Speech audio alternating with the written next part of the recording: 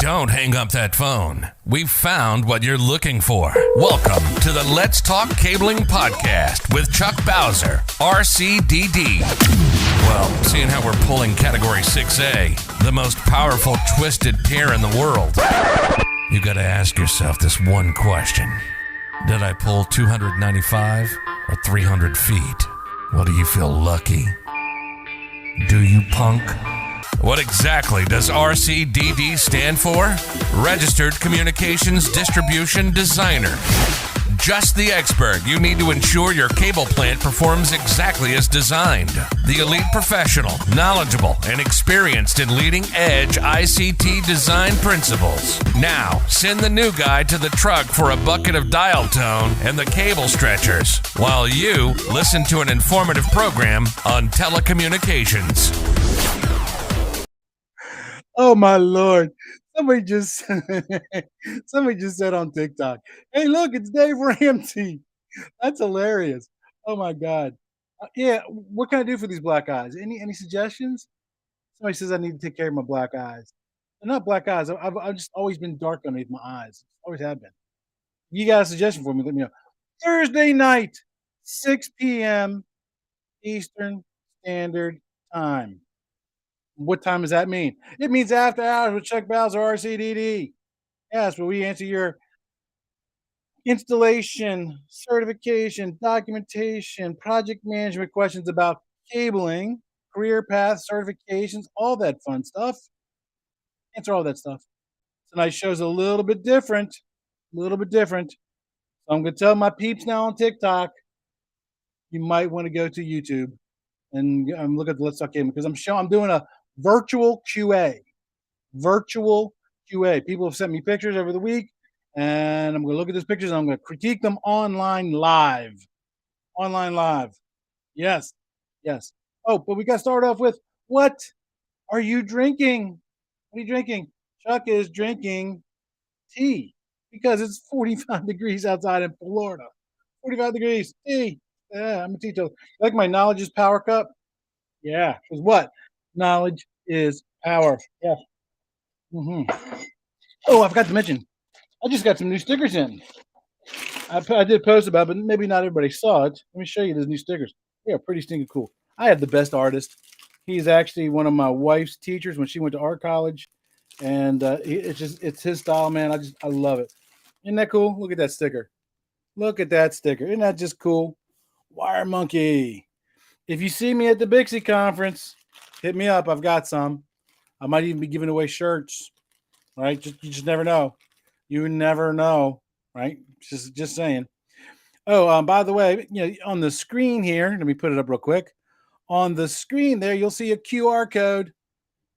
Please, if you think about it, go to that QR code. You can buy me a cup of coffee. Actually, it's right here. You can buy me a cup of coffee. If you buy me a cup of coffee, I will send you a sticker. I'm not sure which one, but I'll send you one. You can also schedule 15 minutes with me one-on-one after hours, of course. Right? Thank you. Somebody says, Chuck, I love your videos. I love your insight. I appreciate that. I've been in the industry for 4 decades. I was an installer for 25 to 30 years of them. I've only been teaching and doing project management the last part of my career. So I've got a wide range of knowledge. That means I know everything, but I got a wide range of knowledge. That's for sure, right? Absolutely for sure. So the next thing is the acronym challenge. So today's acronym is QAQC. QAQC. What does that mean? Somebody tell me in the chat box. What does QAQC? Right? QA stands for quality assurance and quality control. Quality assurance and quality control. What all does that really mean? Right? So let me clear off that graphic. So quality assurance and quality control are actually two facets of a quality program. So the QA part of the quality assurance, ASQ, they have a definition for it on their website. And they define it as all the planned and systematic activities implemented within the quality system that can be demonstrated to provide confidence that a product will fulfill the requirements for quality.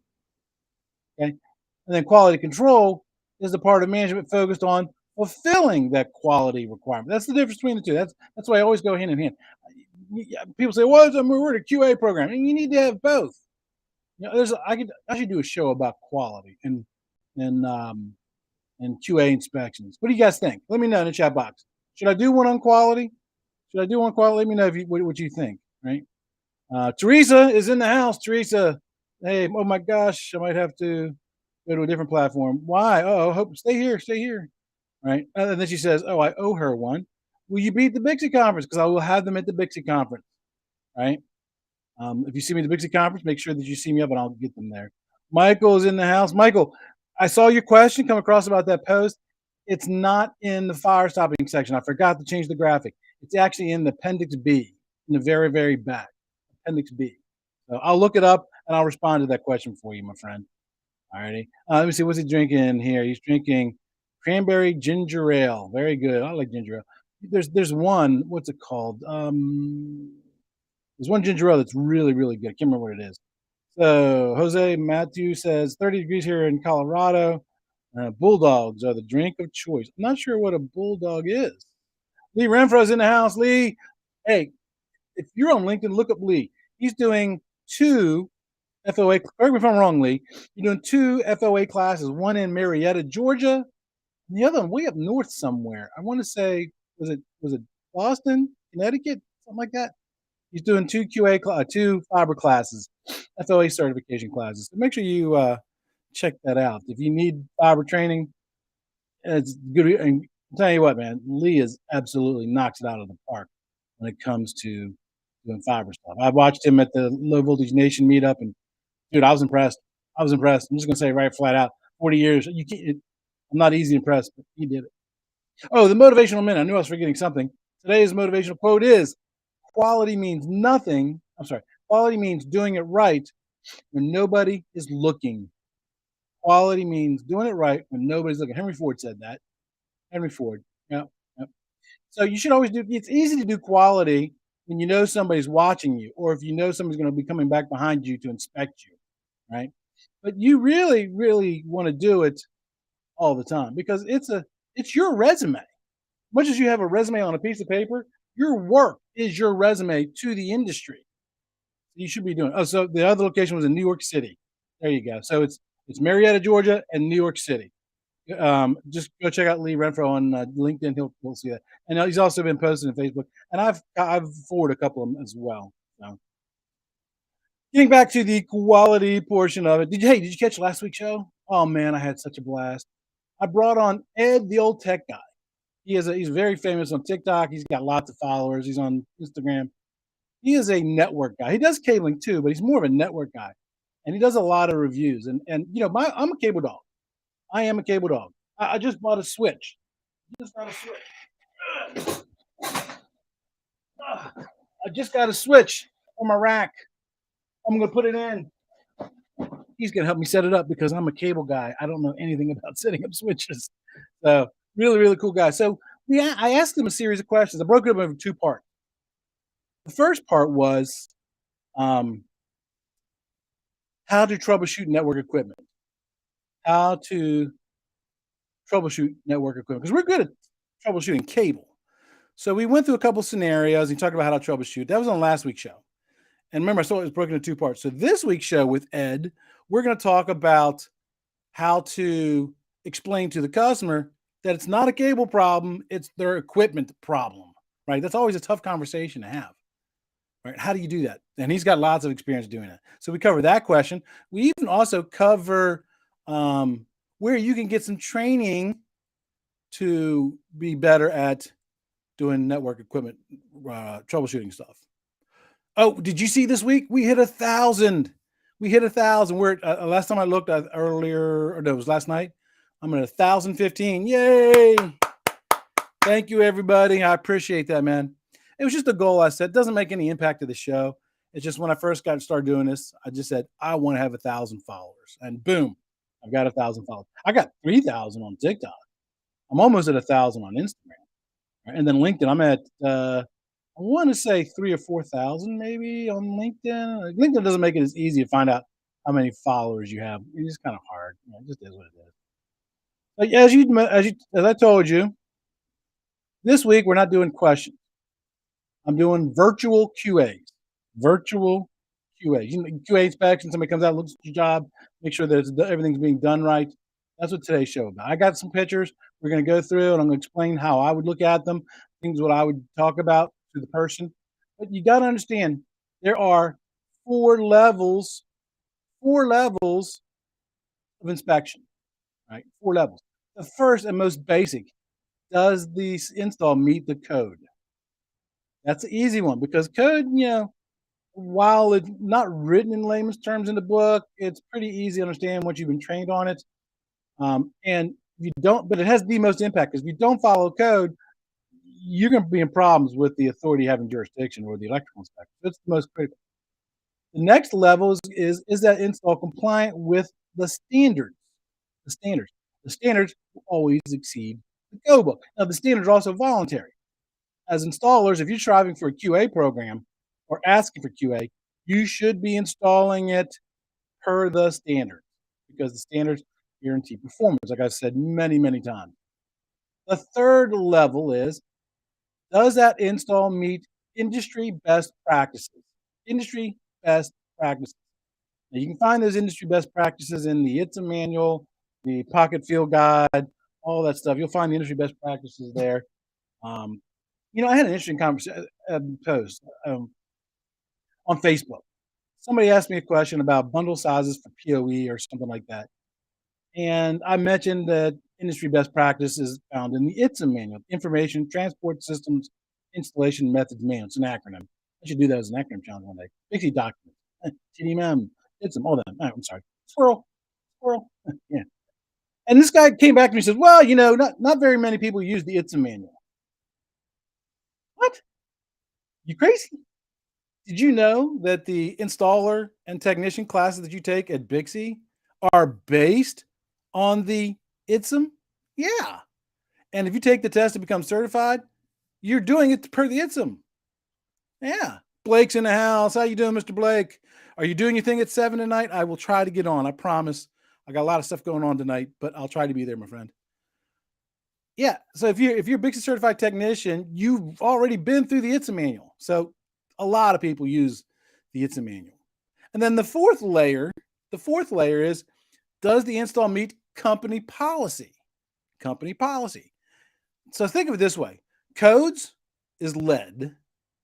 Standards is copper. Industry best practices are gold. Company policy would be, what's above gold? What's above gold? Anybody know? Is it platinum? Is it platinum above gold? Yeah, so that's kind of what it'd be. At basic, you want to be code compliant, right? You want to be code compliant. But if you want to be known as a quality installer, a quality company, you want to be following the best practices or be even better than that. Now, here comes another variable when looking at doing quality inspections. What is the status of that project? Is it a work in progress, commonly called a WIP, work in progress? Now, the beautiful thing about inspecting a project when it's a WIP project is there's plenty of time to make repairs. Trust me, as a QA inspector, I was always able to find something, right? And that's not because I was trying to be mean or whatever, but I wanted to make sure that installer was the best installer they could be so we could be the best company we could be, right? So you always find anything. Everybody makes mistakes. I make mistakes, right? Everybody makes mistakes. So, but when you're inspecting WIP work, there's plenty of time to go back and fix that, right? Now, when you're doing WIP inspections, again, work in progress, you may not be able to inspect the entire project because they may not have pulled the backbone yet, right? They may not have built out the closet. So with WIP work, you really should be doing multiple inspections. If you're a project manager, you should be QAing your projects once a week, if not more, right? And it may require you to come back and do a revisit, do another inspection once they get further along, and you verify that the stuff that you identified in the previous visit has been fixed, then you look at the new stuff. And then the last status is the final product. Okay, at that point, there is no, if it's done wrong, it's wrong, and it's got to be fixed. Generally, this is being done as the project closure part of the portion of the project. So you're under pressure because you want to get that retainage money back. You got to get out there and you got to fix it. Some people call them cut sheets. You go back and fix all this stuff on the cut sheet. So you don't have the time to necessarily. You got to do it, but you don't have plenty of time like you would with whip work. Right? That's the biggest difference. Biggest difference. So let's go through some pictures, right? Uh, some make more mistakes than other. It depends. If you ask my ex-wife, I make tons of mistakes, right? So Teresa did tell me, yes, it's platinum. So platinum. So that's what it looks like. Yeah, platinum is above that. All right, let's look at some pictures. Now, be sure to type in on the graphics if you see, on the chat box if you see anything. So the first picture that was sent to me, I know this work is done in Central Florida because I know the person who sent this to me, right? So the picture all the way over on the left, I'm gonna put on my glasses so I can see this a little better. So you can't see me because I got them off. All the way on the left is the rack. Okay, the complete picture of the rack. Now, when you're looking at this rack, you see the whole 9 yards, right? The whole 9 yards. Let me turn off that chat box there for a second. Okay. First thing I noticed, there is no horizontal wire management. Period. I've said this many times. If you're doing a small little project with 124 port panel and 124 port switch, okay, I can see uh, not doing horizontal wire managers for something like that. But this rack, there should be horizontal wire managers, and here's why. Number one, look at all those patch cords. All those patch cords. Number one, there's undue stress on the connection point where they plug into the patch panel, and number two, all those if there's live data going across those patch cords, they're in front of open ports on the switch, and that creates EMI. That's the first thing that I noticed. Now, one of the things that happens because there is no wire management, if you kind of look at the top row of pictures and about the middle, you see two fiber pictures. First one is where the fiber actually plugs into a switch. If you look at it carefully, you can see because that fiber patch cord is not being routed through stuff, the jacket's being torn out. And the picture to the right is where the fiber cord goes to the end and then kind of bends down. They're exceeding the bend radius for that fiber optic cable, right? Going down to that second row all the way over left, that's the bus bar. That's the bus bar. The issue I have with that bus bar is number one, it's mounted low. Whenever possible, you should always try to mount the bus bars up high, up near the runway. And when you look at the connections on that bus bar, before we move to the connections, the standard recommends that we use pre-drilled bus bars. Pre-drilled bus bars. It also recommends that we use the preferred method is, the Bixby best practice recommends 2-hole long barrel connectors. As you can notice, that's not a 2-hole long barrel connector. That's just a regular ground lug. So they only have one connection point. So those are the things wrong with that bus bar. Moving to that middle row over to the right, that you see the foot of the rack. So they drilled a hole, they dropped their anchor in, and then they screwed a bolt down and they put a nut on top. This is not a code thing. This is not a standard thing. This would probably fall under a company policy. What I would do is I would cut off where that excess bolt comes up through that nut, so that way it's flush. Okay? Going down to the bottom row, you see two pictures. One on the left. One of the switches is only mounted to the rack with one screw on each side. There's a reason they have two holes. Both of them are supposed to be screwed in. And then the picture just to the right of that, they use two different screws. So they got a silver screw on the top hole on the switch above it, then a black screw underneath. Use the same screws, right? Now here's the thing. I can't say if this is all the cable guy's fault. I think this is an accumulation of errors by not only the cable person but also the IT department, right? And I can tell you what's going to happen is the thing doesn't work right. It's going to be a nightmare to fix. One of the things I would like to know is, I can't really tell from this picture, I would like to know is there 3 feet of clearance behind that rack to the wall? Because with the picture, I can't really tell. Okay. Let's go to the next picture. Okay, this is another set of pictures that were sent to me. This one was actually sent to me while I was on vacation, like week between Christmas and New Year's. By the way, those joining TikTok late, you may want to go to YouTube. And type in "Let's Talk Cabling," and you'll see the live stream there. Okay, YouTube, Let's Talk Cabling. So this picture, you're looking at a wall-mounted rack, an enclosed rack So some type of category rated cable runs in. I like the size of that loop. The cable dressing, I on a scale of 1 to 10, if I use Sean Rep, if you're on TikTok or Instagram, you know who Sean Rep is. If I use his work as a 10, okay, I would give this work probably about a 7. I would have no problems with it. YouTube live stream, let's talk gaming. Yes, it's not the quality that he does, but it does okay. And when I zoomed in on the connectors, it looks like the caps are missing off. Okay, looks like the caps are missing off. Now, good. Another good thing is, they're a good distance away from the electrical receptacle. Um, is that far enough? I don't know, because it kind of really depends, right? It depends on how many devices are on that circuit and what level. If it's a 20 amp circuit and it's a dedicated branch circuit, then that loop is fine. Okay, that loop is fine. If there's 90 devices on this branch for this electrical receptacle, then that's a little close. That's a little close. Okay, so it just kind of really depends. Now, the one thing I have an issue with is how this one cable, and I just tried to zoom in on it, but I can't really tell. It doesn't look like a category rated cable. The category rated cables come through the sleeve in the upper right hand corner on that picture on the left. So I don't know what that other cable is, but I don't like the way that it was routed in front of the rack. And there could be a potential problem when you go mounting stuff, because it looks like it's a hinged rack where the door kind of closes on it. So I'd be afraid that would get kind of crushed in there, right? Now, let's talk about the back. You'll see all these rest pictures are all from the same job, right? And you look at this backboard, it stops right at the top of the enclosed rack. You really should be putting in 4x8 pieces of plywood in your telecom room. Is that a code violation? No. Standards, it's a recommendation, but you should, especially if it's going to be a dedicated telecom room. I do like how he mounted it too. He's got some good lag bolts going into that. But also his water bottle in the bottom right corner.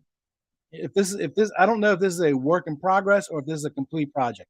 If this is a work in progress, I wouldn't care about that water bottle inside of there. But if this is a finished product we're turning over to the customer, that water bottle has to be gone.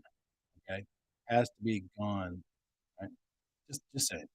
All right, let's go to the next picture. Let me flip back over to my graphics. Alrighty, boom. Same closet, same telecom room. Here we see a picture, the front end picture of a 19-inch relay rack.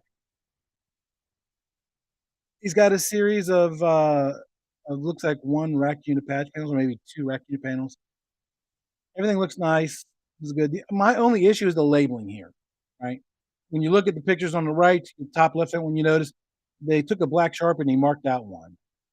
If you look to the picture in the top right hand corner, you see where I guess maybe they ran out of labeling tape and they started another one, but they're not level with each other.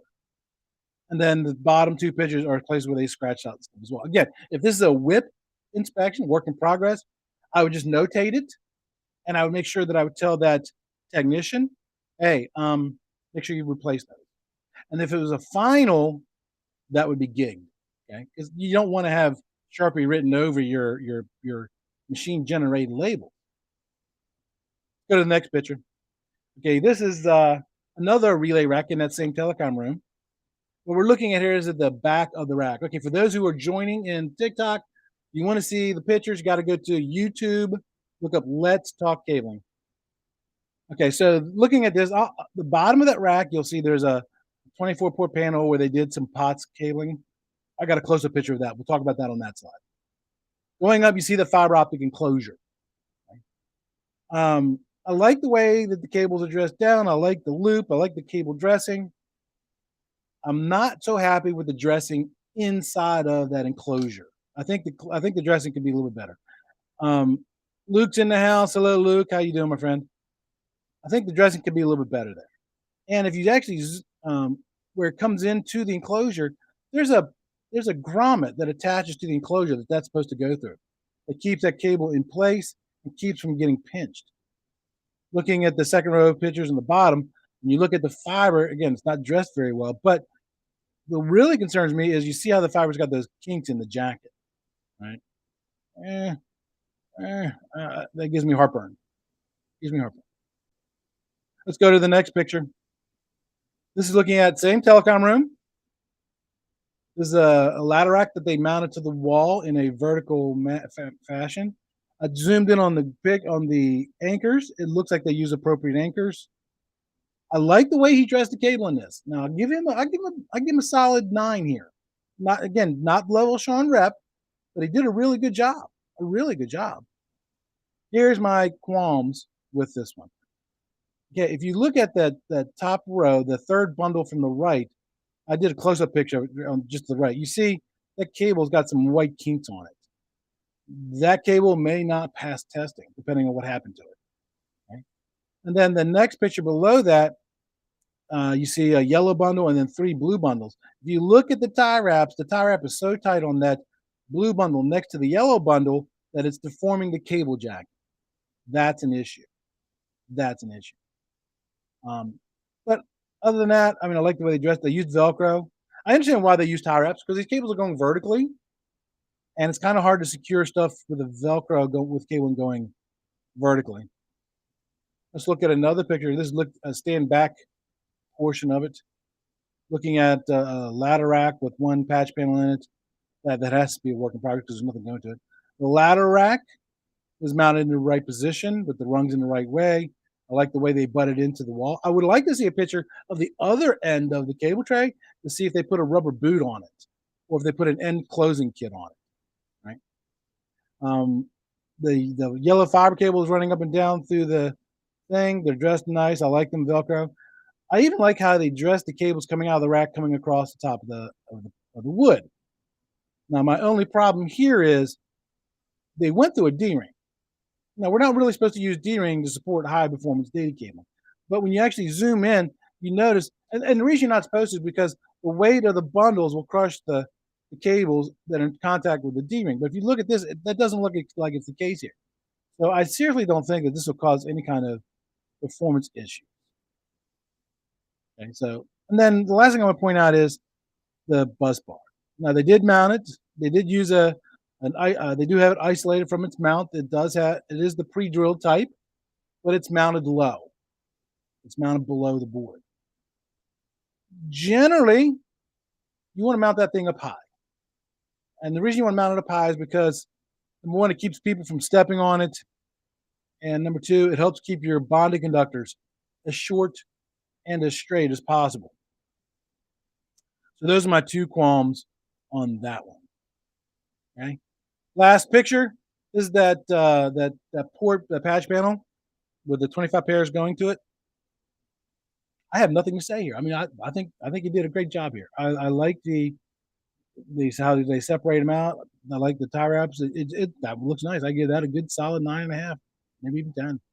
Right. The only thing I would say, and this is a minor gig, is turn the tie wraps so all the buttons are facing the exact same way. That's the only thing I would say. Great job, though. Great job. There you go. So that was the last picture I had. Nobody else sent me any pictures. Let me know in the chat box. What did you think of that? Do you think I should do more virtual QA inspections on my live streams? What do you think? Yes or no? Tell me in the chat box. Should I do more virtual QAs on my live stream? I love doing virtual QAs. Now, overall, the first job, my overall score, 3. All the other pictures were from the second job. I give that technician a good solid 7, maybe even an 8, right? Maybe an 8. So yeah, I would love to do more virtual QAs. Send me the pictures. You can find all my contact information on the web, or if I'm on Instagram, TikTok, whatever. Send me pictures. I will do. If I get the pictures, I'll do 1 virtual QA live stream a month. Okay, because I love doing it. I was a QA inspector for years. Love doing it. Right. All righty. So we're at our 30-minute mark, everybody. Man, I have 11. Is that 11 people or 1? I got to put on my glasses because I am old as dirt. I got 11 people. 11 people on on on the on LinkedIn. That's a lot. Wow. All right, everybody. Oh, hey, if you're Bixie, make sure you come see me. I'll be walking around with stickers and shirts. I might give them away. Lighten up my load a little bit. Till next time, everybody. Remember, knowledge is power.